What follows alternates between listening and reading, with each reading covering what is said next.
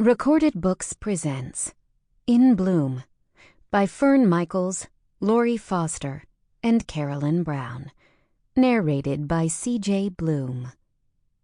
This program includes Amazing Gracie by Fern Michaels, Meant to Be by Lori Foster, and The Mother's Day Crown by Carolyn Brown.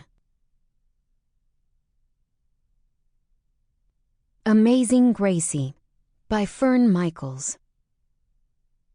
Chapter 1, May 2022. Gracie checked the supplies for the next flight, making sure there was plenty of booze, pretzels, sodas, and coffee stocked. The new crew would arrive in time to set up the hot meals and everything else that went along with a 9.5-hour flight from Dallas to Dublin. She'd just finished 4 12-hour days of flights and was ready for a break.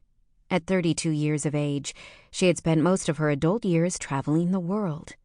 But now she was looking forward to working domestic flights again, relishing their simplicity. A couple of drinks, snacks, a crying baby once in a while, and even the occasional grope from passengers who had had too much to drink would be a breeze compared to what was involved in international flights. She recalled her first international flight after spending 2 years working domestic. She'd known immediately that it was her jam.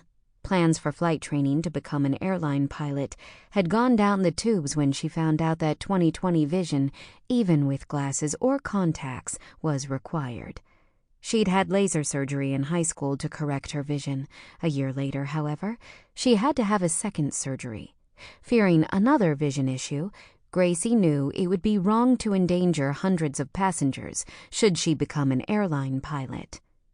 Being a flight attendant may have been her second choice, but she took pride in her work and enjoyed traveling the world and making new friends. Since she was responsible only for herself, it was the ideal life. Though there was a long list of responsibilities involved in prepping for overseas flights, she was diligent in her duties, which included checking equipment, learning how to use a defibrillator, and performing CPR. She was trained to handle the situation if a woman went into labor, and she had even been trained in how to handle the death of a passenger or, heaven forbid, a member of the crew. Fortunately, no one had ever died on one of her flights, though she once had to assist in delivering a premature baby boy to a young woman traveling alone with a toddler. It was a frightening experience, but Gracie's instinct and professional training had kicked in, and when they touched down in Dallas, both mother and baby, as well as the toddler, were fine. When she walked down the aisle to inform the passengers they had a new baby on board, she was filled with pride from helping bring a new life into the world, and they'd clapped vigorously for her and the doctor who, luckily, had been on the flight. Now that she was head flight attendant, once all the passengers were seated, Gracie would explain and demonstrate the emergency procedures and inform the passengers about the length of flight, something most of them already knew. She would also inform the passengers that if there was a headwind, the time in the air might be greater, also explaining what to do should the aircraft encounter turbulence. Once they were airborne, the captain would repeat her instructions. After he was finished, her work began. Working in first class was simple. She enjoyed making her guests comfortable so they would have the best flight possible.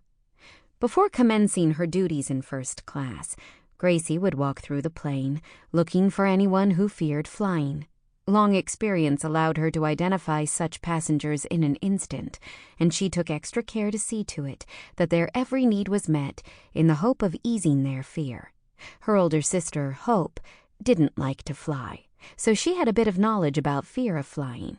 Many of her fearful passengers found themselves able to relax after she distracted them. Being able to help them was extremely satisfying. She had always been a people person, never met a stranger, and could talk for hours if the situation called for it. Her mother often told her that she should have studied law, since she had the ability to speak so eloquently and endlessly. Her sister Hope was a talker too. When they were together, they could yak, as her mother referred to it, for hours on end. Sample complete. Ready to continue?